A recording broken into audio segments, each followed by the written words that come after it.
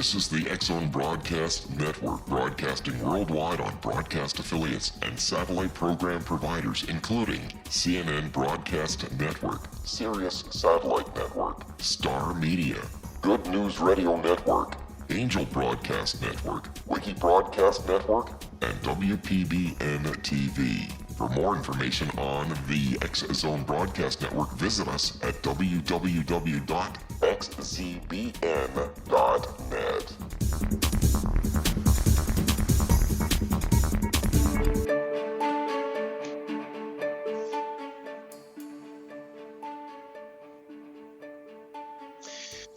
Welcome to another episode of Cal's Corner here on the X-Zone Broadcast Network. My name is Kal Korff, and I'm your host, and the executive producer of the show is Rob McConnell, who is the host and founder, of course, of the X-Zone radio show. Welcome to tonight's episode. We have a special one in mind, at least in my view, and hopefully in yours as well. What we're going to talk about tonight is a subject that is still on the minds of literally millions of people around the world, especially Americans, and it concerns the subject of the assassination of President John F. Kennedy, which occurred, of course, on November 22nd, 1963. Now, one might be tempted to dismiss Kennedy's assassination as, well, it's a tragic event from history and it's no longer relevant today. But that's not true. And to prove that it is absolutely, completely relevant and still on the minds of millions of people, as it should be, President Donald Trump has announced that in the next couple of days, barring something completely unexpected, the remainder of the still classified Kennedy assassination files, or JFK files, if you will finally be released to the public. President Trump has said, and he's right on this, that the American people have a right to know.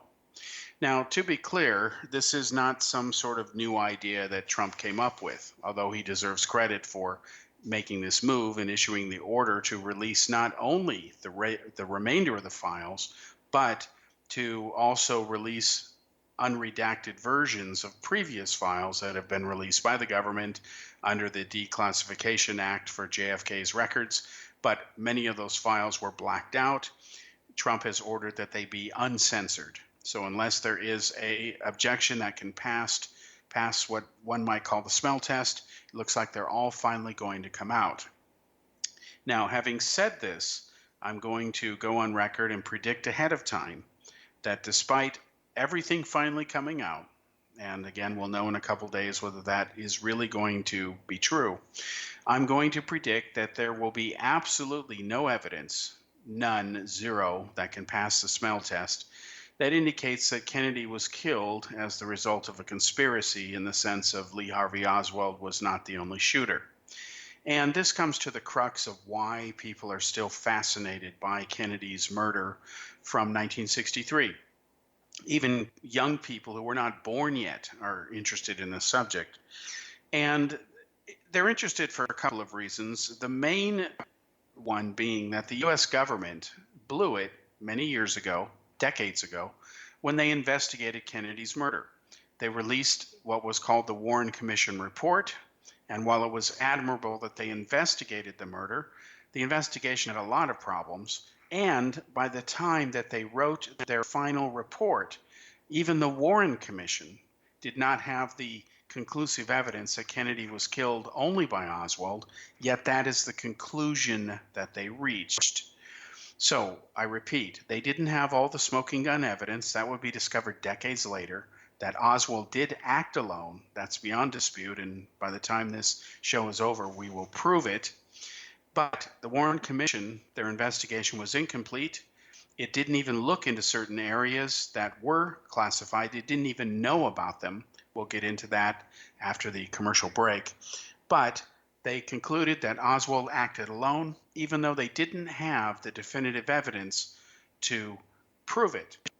And when data started to materialize over the years that there were not only problems with the report, but that the investigation was incomplete, then when the information came out, especially in the public hearings of the Church Committee in the 1970s, that Robert Kennedy and John Kennedy, when he was president, he and his brother, because Robert was the attorney general at the time, they had conspired in secret to not only assassinate Cuban dictator Fidel Castro, which they're not supposed to be in that business, but they did anyway. It was an initiative that they championed, and it remained a dirty secret and classified and hidden from the Warren investigators. They didn't know anything about it.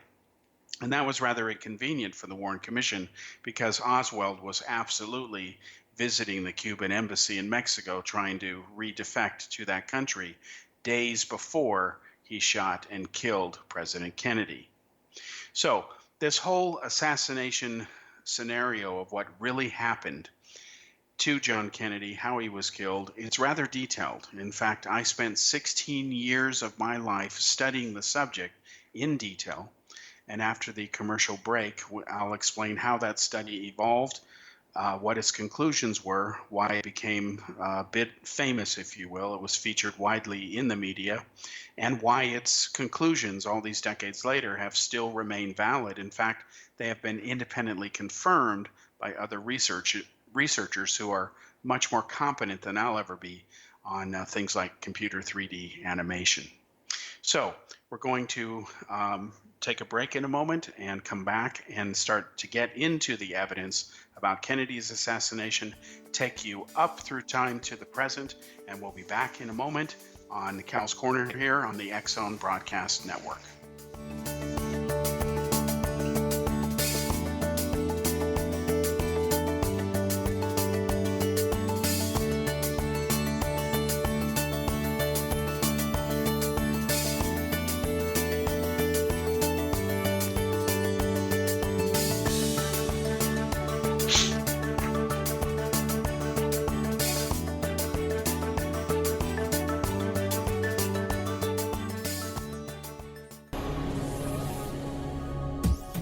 This is the X-Zone Broadcast Network, broadcasting worldwide on broadcast affiliates and satellite program providers, including CNN Broadcast Network, Sirius Satellite Network, Star Media, Good News Radio Network, Angel Broadcast Network, Wiki Broadcast Network, and WPBN TV. For more information on the X-Zone Broadcast Network, visit us at www.xzbn.net.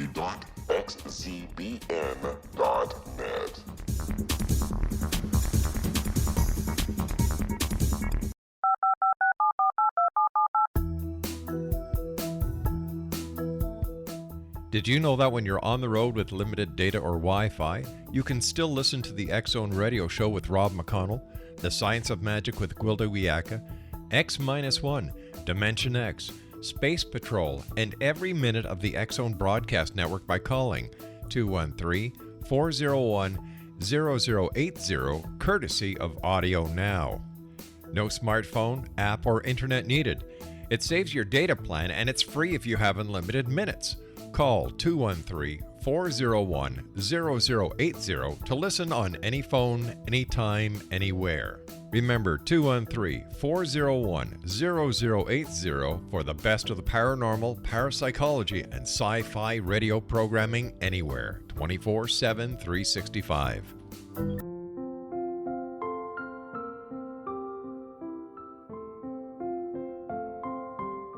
I am Dr. Carl O'Helvey, founder, president of a new cancer foundation focusing on evidence-based physical, mental, and spiritual interventions, including natural cancer cures, prayer, meditation, affirmations, nutrition, and other related holistic cancer prevention and cure modalities. These are used in cancer education, research, and financing care. I ask for your help to continue this important work by donating at www.holisticcancerfoundation.com.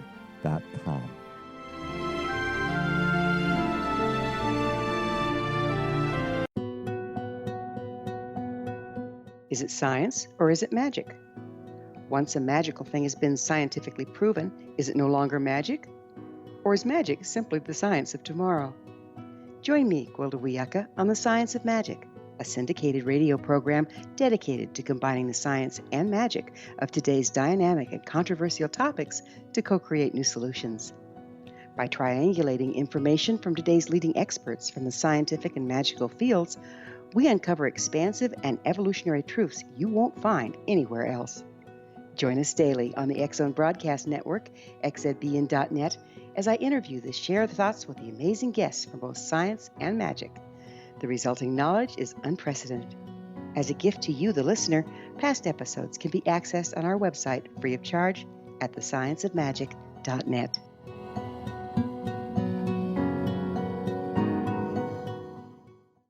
Little children aren't the only ones afraid of the dark. Millions of soldiers return from war zones with PTSD, anger, frustration, fear, and loneliness, much of which surfaces during the darkness of the night. You have the chance to change the lives of these American heroes. Songs and Stories for Soldiers.us provides free MP3 players for these men and women. With a list of 3 million songs in 16 different styles, 100,000 audiobooks, and 30,000 old-time radio programs, every veteran can find something to soothe and comfort them at no cost. All our players contain an 8-hour audio program designed to help veterans fall asleep.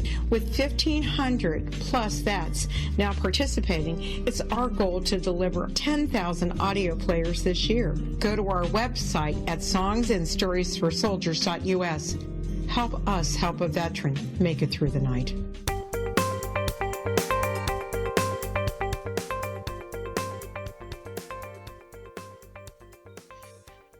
Welcome back to the second segment here on Cal's Corner radio show on the X-Zone Broadcast Network. My name is Kal Korff, and I'm your host, and the executive producer of the show, once again, is the legendary Rob McConnell.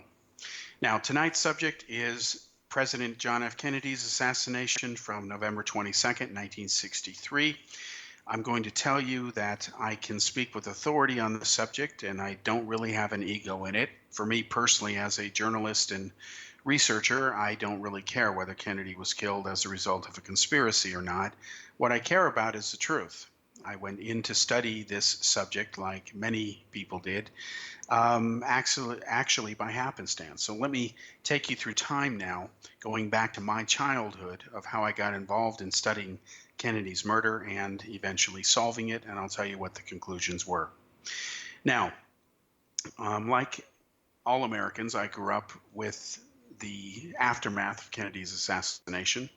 In fact, I remember I used to ask my dad who killed Kennedy, and he didn't really know, and he admitted that the government did not know. He believed there may have been a conspiracy to kill Kennedy. But for me, although it bothered me that nobody seemed to have a single answer, for me the issue didn't come to a head until I was in high school. Now, ironically, when I went to high school, I went to a high school named John F. Kennedy High School. It was named after President Kennedy because he had been killed. It was and still is located in Fremont, California. I went there for 4 years. And one day I was trying to save some time in doing an extra credit report for school.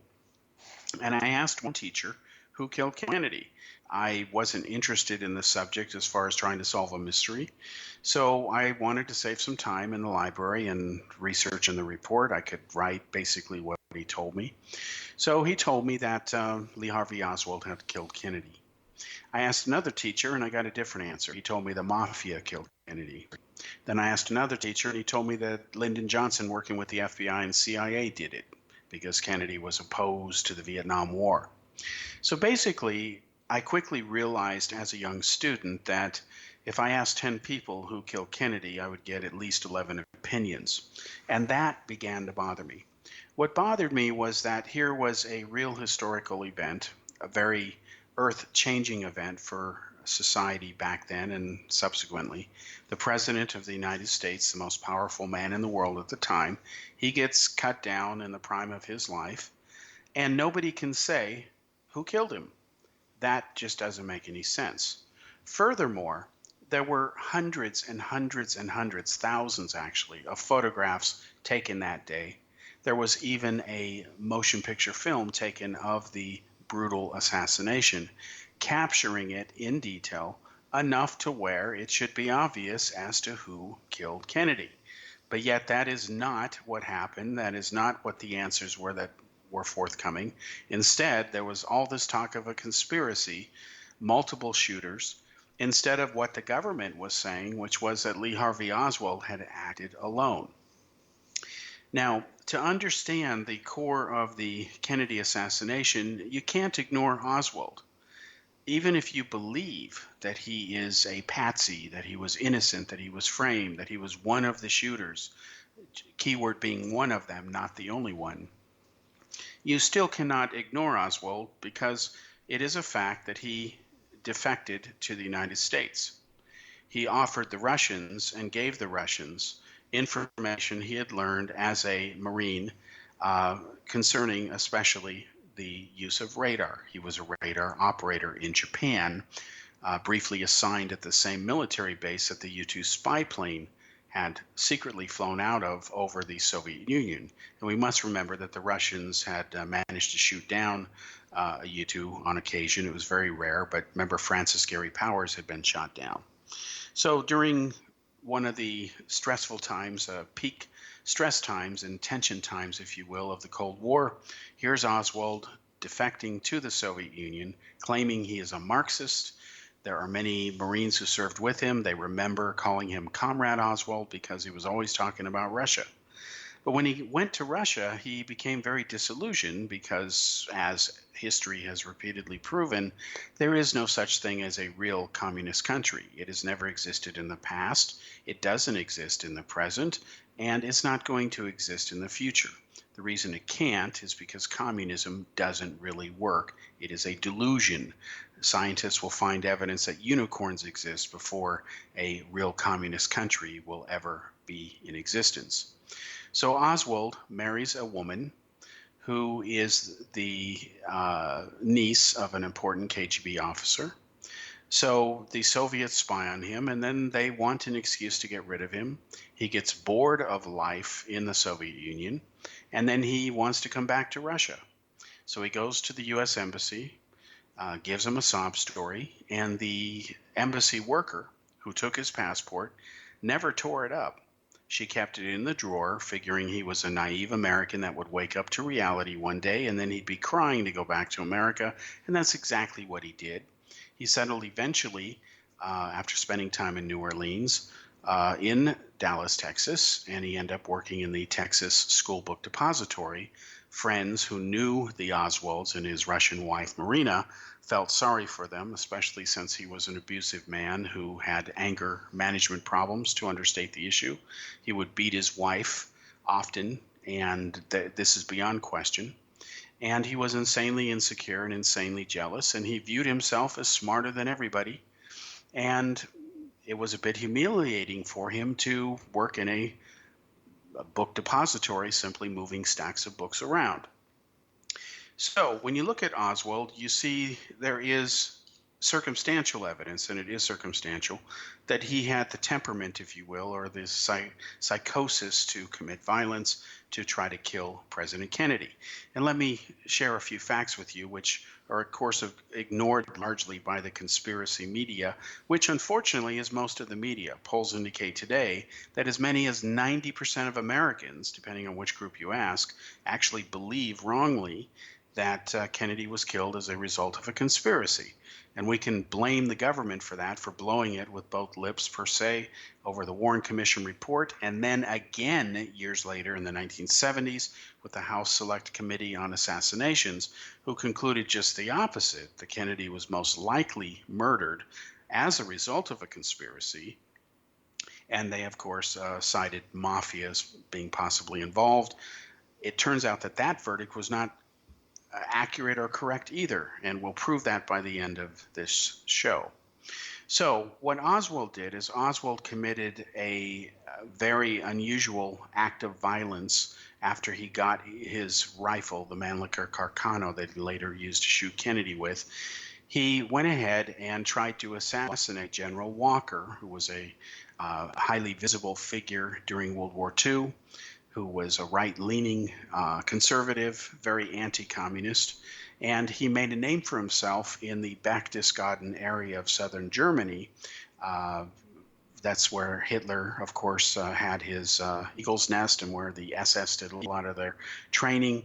There were a lot of secret underground bunkers there, and the Americans, under command of General Walker, took over that area and, of course, settled down in there for years in the first years of the Cold War. And then Walker had a problem with some of his politicking in the military, like General McCarthy. He was encouraged to resign or was forced out of the military. And he settled down in Texas and was threatening to upend the political establishment and run for political office. Oswald developed a hatred for him, and what Oswald did one night is he took his rifle out and he tried to kill, he took a shot at General Walker. Oswald, who had a rifle he was still getting used to because he didn't own it for a long time before he tried to kill Walker, he actually fired a bullet which went through the window of the study room that Walker had, and it just missed him in the head. There is no question that the bullet came from Oswald's rifle. Oswald's wife, Maria, did testify to investigators after the assassination that he did try to kill Walker. So you have to ask yourself this question. If Oswald was a sweet, innocent patsy who was set up, what type of innocent, decent person tries to shoot and kill a military general?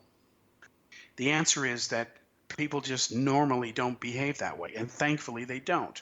They don't go around trying to assassinate other people, shooting them through the window of their study. But this is what Oswald did. We must also remember that even if you are naive and just refuse to believe that Oswald had anything to do with Kennedy's murder, that he didn't even pull the trigger, which is wrong, you have to accept the fact that he killed a Dallas police officer. His last name was Tippit. He was shot within 30 minutes, roughly, of after Kennedy was murdered. And again, you have to ask yourself this question. First of all, Oswald was carrying his pistol, and while people can carry pistols, they do, especially in Texas. Oswald was carrying his pistol. He was stopped by Officer Tippit, J.D. Tippit, and what happened is Oswald killed him. Fired several rounds into him at point blank. The murder was witnessed by several people in the area. Then Oswald went to a theater, hid out. The police went in there after he refused to pay for a ticket, and the police were called. They went in there. They tried to apprehend him.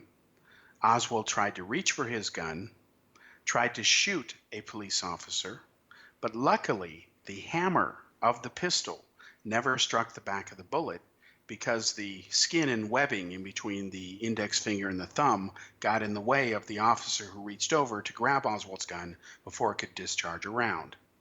Had Oswald fired that shot, he would have killed another police officer. So you have to ask yourself again a common sense question, folks. What type of person who is innocent, who is not a killer, who would never harm a fly? He beats his wife. He has anger management problems. He is upset with the system. He calls himself a Marxist. He tries to kill General Walker. He does murder Officer Tippit. And before he shot Tippit, he killed the President of the United States, John F. Kennedy, because, coincidentally, not as a result of any conspiracy, Kennedy's limousine happened to go by. Oswald exploited the opportunity like a lot of criminals do. They are opportunists. Terrorists are opportunists. So Oswald was never the sweet, innocent patsy that the conspiracy literature literally lies to you about. Oswald had serious problems to the point that he committed murder. He murdered at least 2 people. He would have murdered General Walker had he been a better shot. Now, these are facts that you can't deny. Tippit was shot by Oswald. There is no question that Oswald killed him. Oswald tried to shoot another officer in that theater. There is no question he came close to doing it. Now we come to the issue of John Kennedy. Was he really shot by Oswald?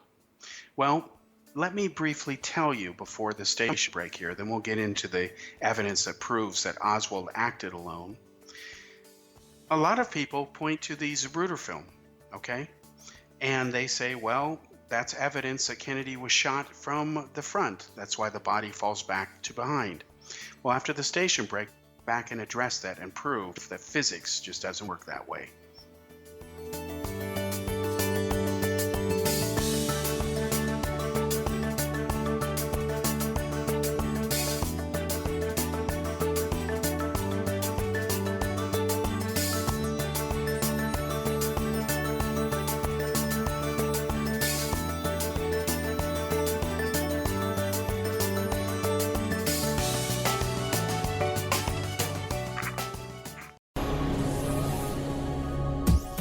This is the X-Zone Broadcast Network, broadcasting worldwide on broadcast affiliates and satellite program providers, including CNN Broadcast Network, Sirius Satellite Network, Star Media, Good News Radio Network, Angel Broadcast Network, Wiki Broadcast Network, and WPBN TV. For more information on the X-Zone Broadcast Network, visit us at www.xzbn.net.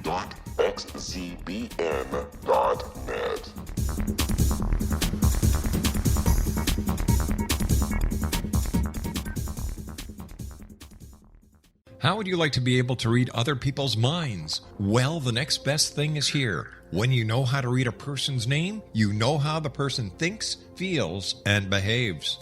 Each letter in our name holds a key to unlock our true essence. Our name contains both our gifts and challenges in this lifetime. Mnemology science discovers personality secrets hidden in the placement of the letters of our names, including the first and last impression people remember about us. Sharon shows us how to interpret the arrangement of letters as outlined in her book, Know the Name, Know the Person. Sharon Lynn Wyeth created mnemology science after 18 years of research and testing her theories, and has supported thousands of people around the world in understanding themselves and others better. You'll enjoy Sharon's unique teachings as she shares her system to learn the gifts behind your given birth name. Even if you don't like your birth name, there are jewels in this book. If you're thinking of changing your name, ready to name your child, or wanting to get along better with others, this is the book for you. If you'd like to improve your relationships and change your life for the better, get the book today, Know the Name, Know the Person, or visit www.knowthename.com. That's www.knowthename.com.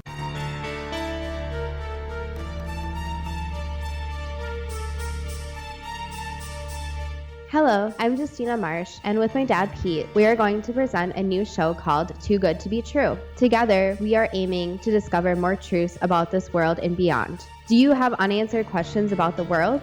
Do you ever wonder about aliens, conspiracy theories, or the universe? There are many shows discussing subjects such as pyramids or UFOs, but we want to relay this information based on our own research, including from spiritual means. Hopefully, listeners will be helped with their own beliefs and will appreciate the psychic insights that add to the previous research and information. We both look forward to sharing this insight and beginning this journey with our listeners. Visit xzbn.net for more information about when to listen.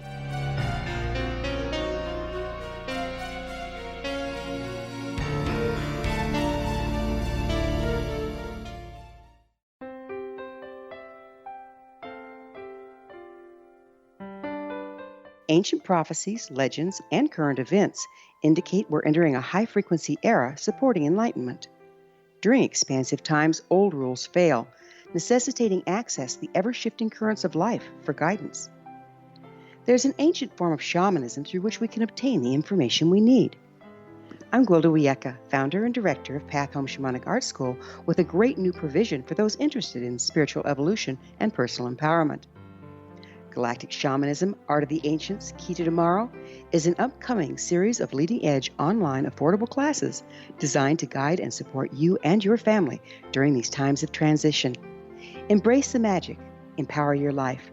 Study Galactic Shamanism at findyourpathhome.com.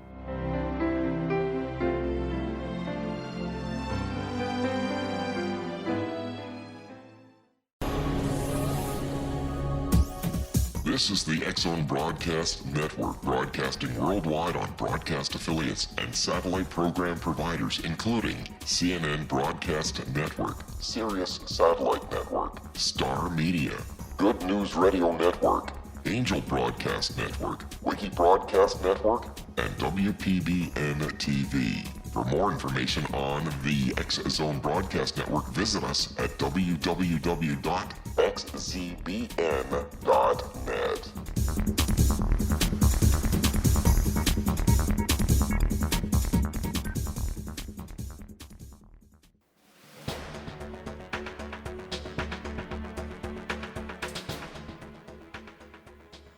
Welcome back to the third segment here on Cal's Corner radio show here on the X-Zone Broadcast Network.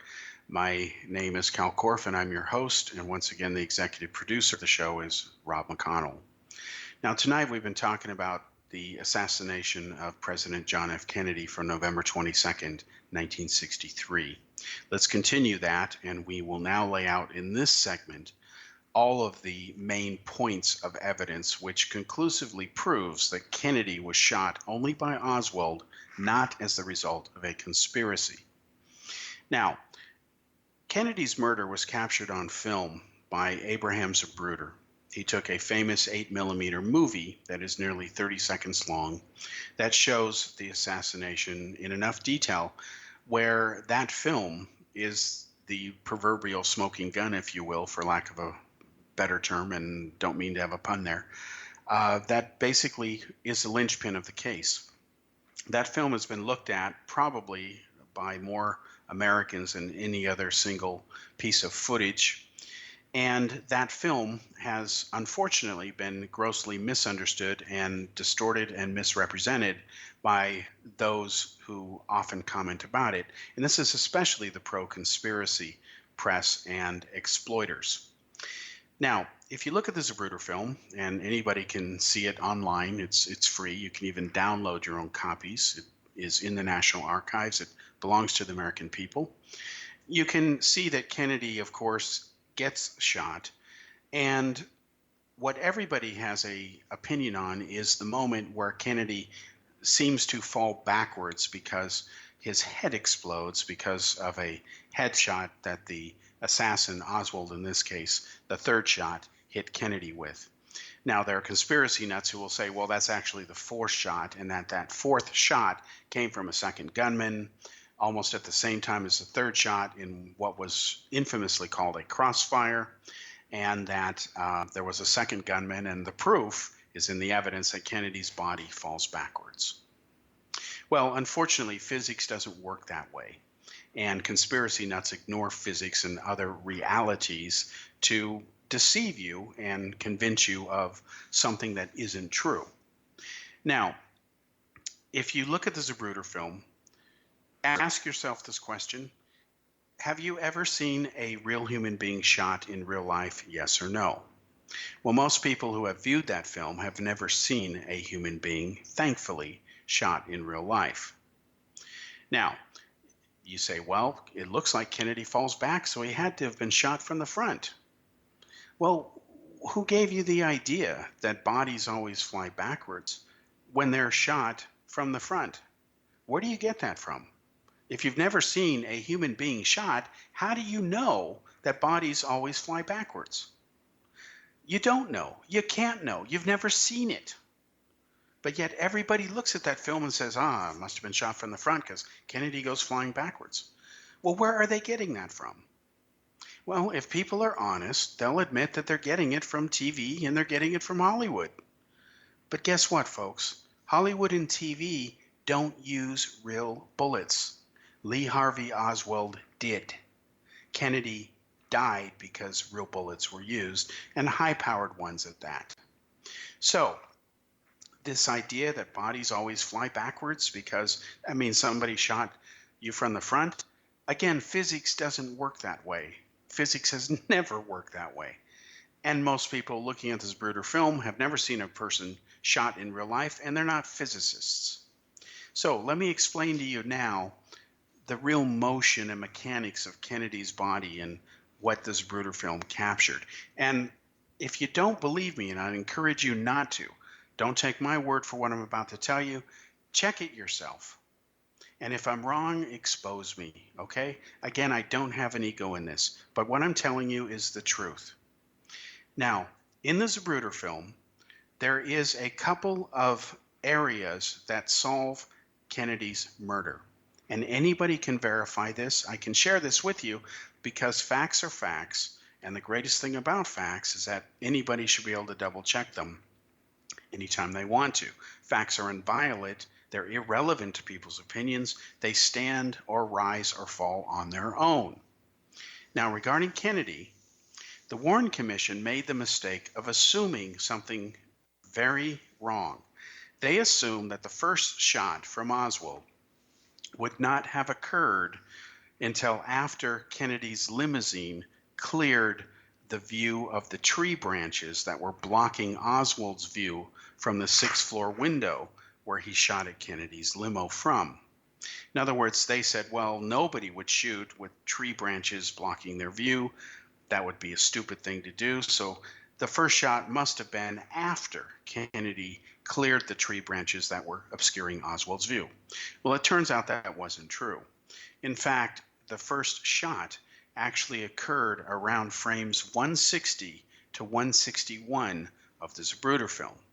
And we know that because you can try this experiment yourself. You can try it with firecrackers. When people hear loud noises, especially unexpectedly, if they're holding a camera, they're going to shake a little bit, okay? It's called the shake effect.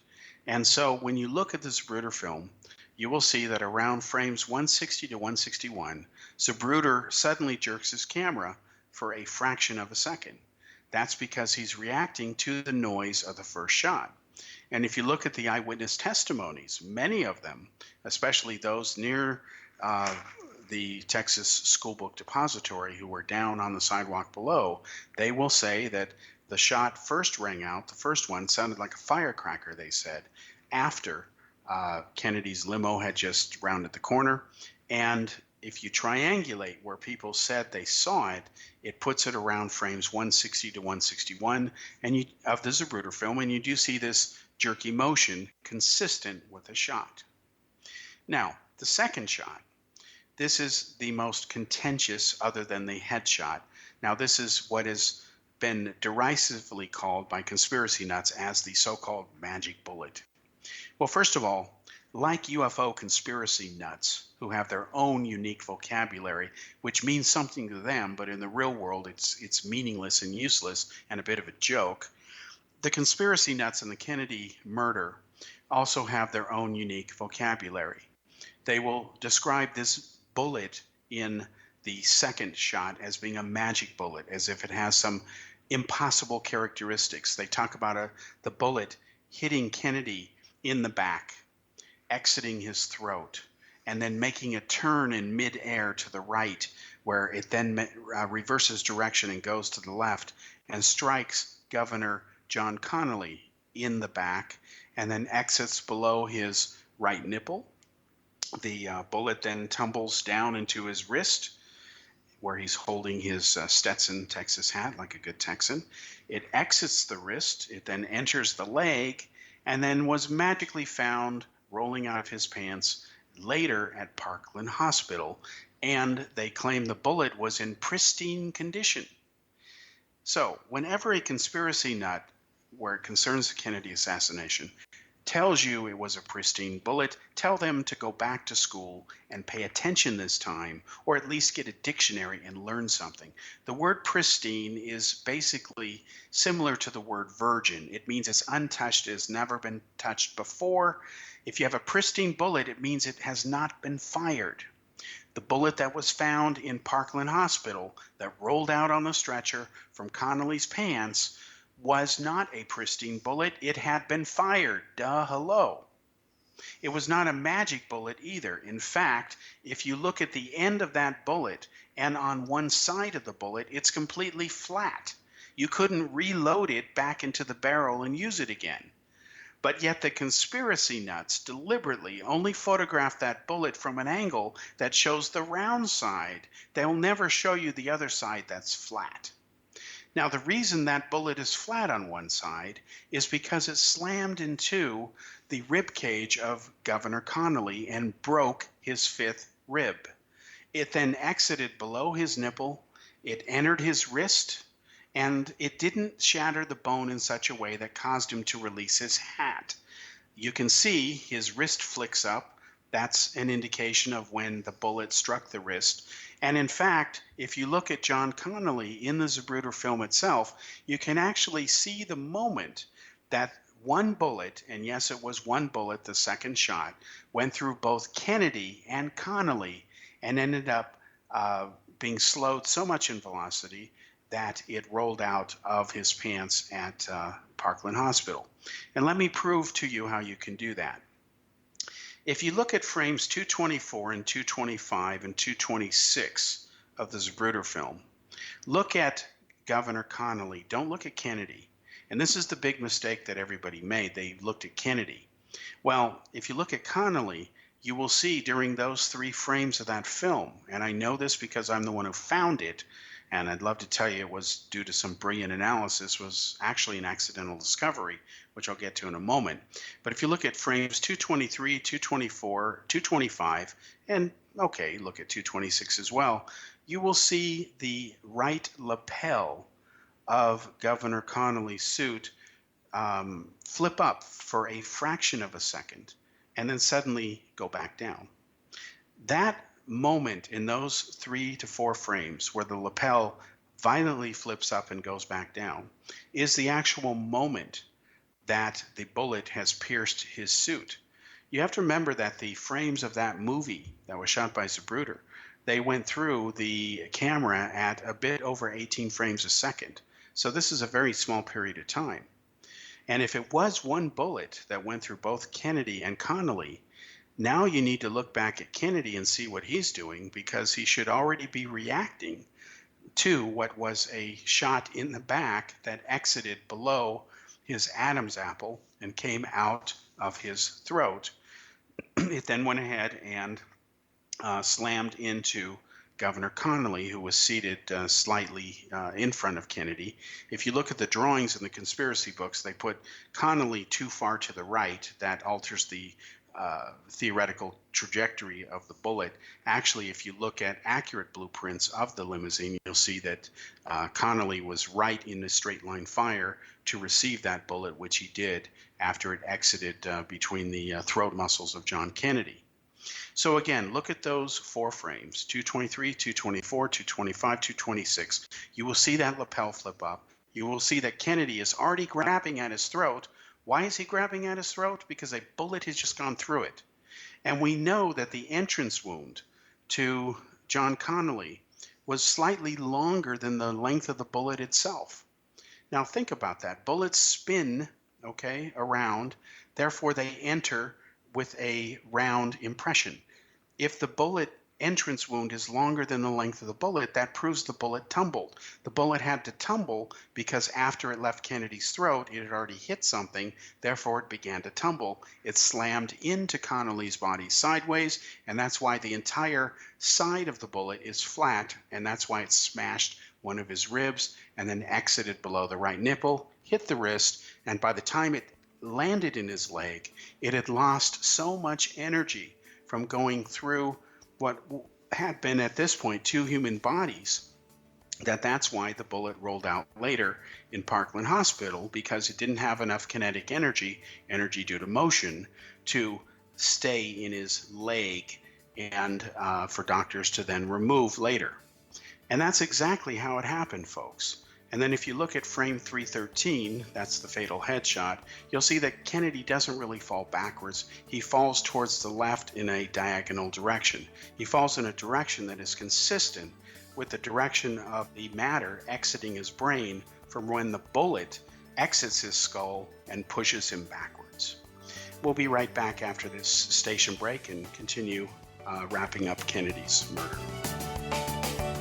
The Earth is under ever-increasing pressure from untenable lifestyles and growing populations. Yet, viable answers seem in short supply. What if I told you there's an ancient form that can empower you to take charge of your life? What if your entire family could be enfolded and supported by life itself, finding safe passage through challenging times. I'm Gwilda Wiyaka, founder and director of Path Home Shamanic Art School, with great news: an upcoming series of leading-edge online affordable classes based in an ancient form of shamanism, easily learned and used by your entire family. Galactic Shamanism, Art of the Ancients, Key to Tomorrow are a series of online adult and children's lessons instructing your entire family on natural law, how to cooperate with and be supported by the powers of the universe. Visit findyourpathhome.com to find these unique and powerful classes.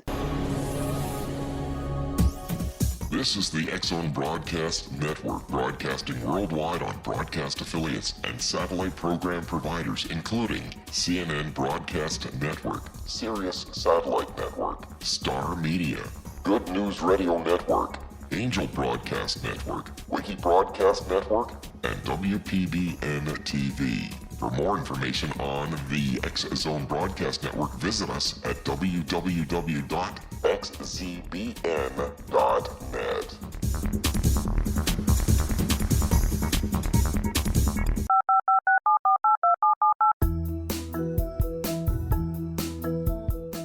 Did you know that when you're on the road with limited data or Wi-Fi, you can still listen to the X-Zone Radio Show with Rob McConnell, The Science of Magic with Gwilda Wiyaka, X-1, Dimension X, Space Patrol, and every minute of the X-Zone Broadcast Network by calling 213-401-0080, courtesy of Audio Now. No smartphone, app, or internet needed. It saves your data plan, and it's free if you have unlimited minutes. Call 213-401-0080 to listen on any phone, anytime, anywhere. Remember 213-401-0080 for the best of the paranormal, parapsychology, and sci-fi radio programming anywhere, 24/7, 365.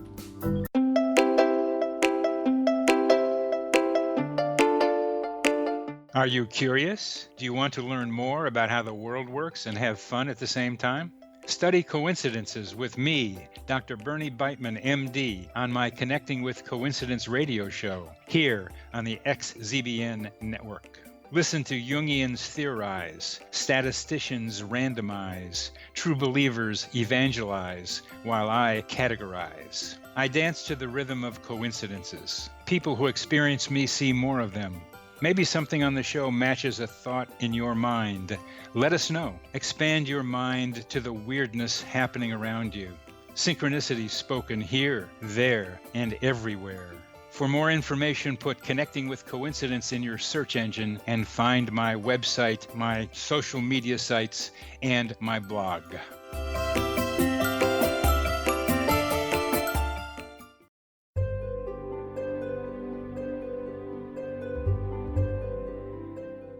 What is truth?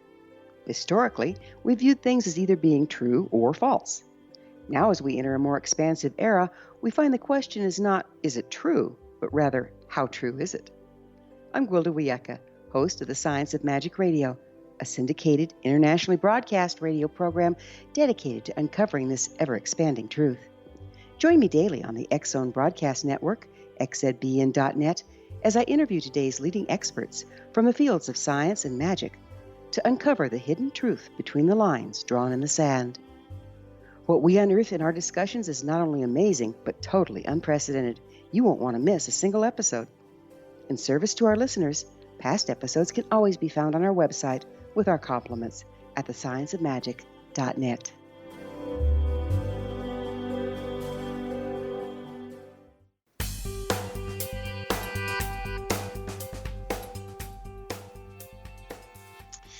Welcome back to the fourth and final segment of Kal's Corner radio show here on the X-Zone Broadcast Network. My name is Kal Korff, and I'm your host. You know, folks, it takes more than an hour to explain all the nuances involved in Kennedy's assassination because it is a complicated affair, and I'm just talking about the mechanics of the murder, let alone the political fallout. So, getting back to what we were saying, again, if you look at frames 223 through 226 of this Bruder film, you will see, again, this lapel flipping up, and that is the moment of the second shot, and you will see Kennedy is already grabbing for his throat because a bullet has already exited his throat and is slammed into Governor Connolly. The lapel flipping up was caused by the bullet going through Connolly's suit and body. So now that we've proven that there is no magic bullet, that it is wrong to use that term and the term pristine bullet when it wasn't pristine, and we've proven that the conspiracy nuts love to photograph that bullet conveniently from an angle which makes it look like it's in perfect condition when it is not. Let's talk about the fatal headshot, okay? Again, if you look at the Zapruder film, you will see that Governor Connolly is lined up perfectly to receive that second shot. Then you see Kennedy falling what seems to be backwards, but if you really look at the way he's falling, it's at an angle. And the reason he's falling at an angle is because so much matter is coming out of the right forward portion of his skull that it's pushing his body backwards, okay? So people will look at that and say, well, he must have been shot from the front. That's why he's falling backwards. Again, most people who say that have never seen a human being, thankfully, shot in real life. They get their so-called expertise opinions from Hollywood movies, from TV, cop series, or whatever, and Hollywood uses blanks. Oswald used real bullets. So there is no evidence at all, none, zero, that proves that Kennedy was shot from the front by a second grassy knoll gunman. Now, people will say, well, there is evidence. In fact, there are witnesses. We have their accounts. We saw some of them in the movie JFK by Oliver Stone, or we read about the conspiracy in Jim Mars's book, because Mars was a consultant to Oliver Stone. Well, first of all, I knew Jim Mars. He's no longer with us. He passed away. But I will tell you point blank that we had a falling out over two issues. One is I was able to prove to him that he was outright lying, I'm being blunt with you, in his Kennedy book. And he was a believer in the Billy Meyer UFO cult. He actually has about 10 pages dedicated in his book on UFOs about the cosmic Watergate, which doesn't really exist. And I told him that, you know, you've destroyed your credibility. First of all, you're not telling the truth regarding Kennedy, and I'll prove that in just a second. Now you're a Billy Meyer believer, and of course I exposed the Meyer UFO cult in my book Spaceships of the Pleiades, the Billy Meyer story, and we've done it here on the X-Zone Broadcast Network. There was a special recently, I believe it was in August, exposing Billy Meyer on Rob McConnell's X-Zone radio show. So the fact that Meyer was exposed for many years before Mars wrote his book, he just chose to ignore that, is Mars's problem. Now let me prove to you where Mars outright lied. Jim Mars puts in his book that Jean Hill, the lady dressed in the famous red overcoat, the lady in red as she loved to call herself, saw the second gunman on the grassy knoll, and she even wrote a book and said she chased him, and she told this fantastic story to Jim Mars. Well, I pointed out to Mars what was obvious. If you look at photographs taken that day by many different photographers, and even the Zapruder film itself that show Jean Hill, because you can't miss her, she's the only one wearing a bright red raincoat that day, you'll see that she didn't chase any assassin. In fact, photographs taken by many different photographers, and you can look them up on the internet, folks, don't take my word for it, show that Jean Hill didn't even cross the street for up to 2 minutes after Kennedy had been shot. So what was the other assassin doing? Waiting for her to come chase him? Were they playing tag? No, she was lying. So when she says that she immediately ran across the street, ran up the knoll, saw these bright red drops on the ground, which turned out to be from a snow cone, all of that is just made up. She might as well have said she saw a unicorn as well. I pointed out to Jim Mars that look at photographs taken, they prove she just stood there while a lot of other people ran across the street, but she stayed and didn't bother going and joining them. In fact, she looked confused. In fact, if you look at freeze frames of the Zapruder film, you'll see that she wasn't even looking at Kennedy when the headshot went down. She was looking back towards the depository. Why? Because the shots came from there from Oswald. Duh, hello. Now, what did Mars do? Nothing. I pointed out to him, he lived in Texas, these images. Nothing. He didn't write a retraction, didn't correct nothing. And till the time he went to his grave, he repeated the same story over and over, the story about Jean Hill, not telling people the truth. Another thing he refused to admit the truth on was the witness Gordon Arnold. I pointed out to Mars, show me one single photo or piece of footage taken that day out of thousands that show Gordon Arnold standing anywhere in Dealey Plaza, because Gordon Arnold said he saw the second gunman up behind the grassy knoll. Turns out Gordon Arnold wasn't in Dealey Plaza that day. He doesn't show up in any pictures. And he had to if he was there. Everyone else is visible, but not him, because he wasn't there. And then there's Ed Hoffman, the deaf mute, who said he saw the second gunman. Well, I've been to Dealey Plaza, so have countless other people. And if you stand where Hoffman says he was standing, where he said he was looking at what he was observing, it turns out that he'd have to have the eyes of a hawk to see what he claims. It just isn't true. He was too far away to see anything of any value.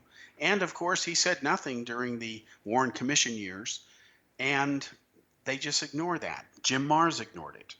So the so-called three hardcore witnesses to Kennedy's murder that say they saw the grassy knoll gunman, and in the case of Jean Hill, even chased him, they're liars. And you can look at photographs taken that day, especially of Jean Hill, and you will see that she's standing right there. She's not chasing anybody. And there's no question that's her. But you look at Oliver Stone's movie, she's a hero. She was the one who chased the assassin, and it isn't true. Now, her best friend at the time was Mary Moorman. She took that famous Polaroid photograph that shows Kennedy just shy of around the time of the headshot, and what is actually after the fatal headshot. And you can see the two were best friends. Well, Mary Moorman went on record as saying that she quit being friends with Jean Hill because of Jean Hill. But yet Jean Hill went on many, many talk shows, including Maury Povich, told her sob story, and she was not telling the truth.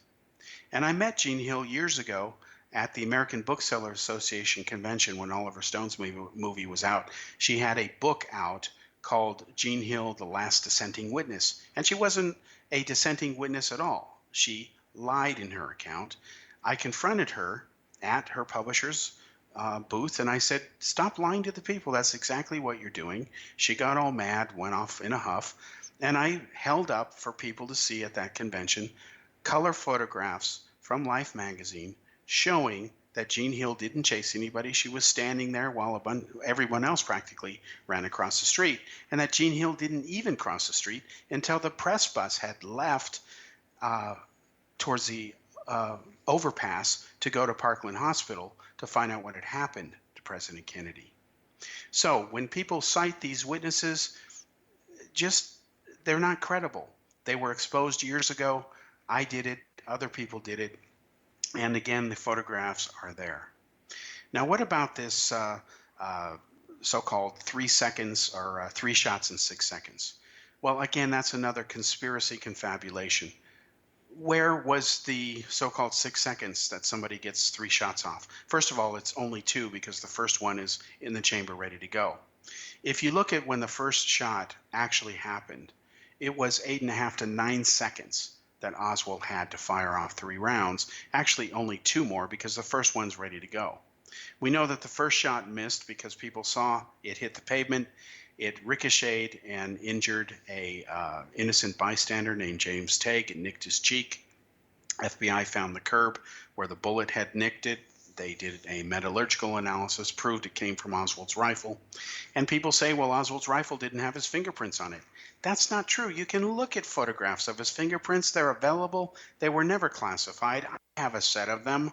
So again, the list goes on and on and on of just lie after lie after lie of what these conspiracy nuts will say. It's Roswell or alien autopsy or Bigfoot. Pick your cause. Are the same. They use English that is unique only to their delusional world.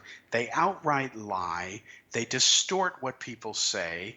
They bring in voodoo science that isn't really grounded in science. And in the case of Kennedy, again, if you look at the Zapruder film and you think people always fall backwards when they get shot, you're getting that from where?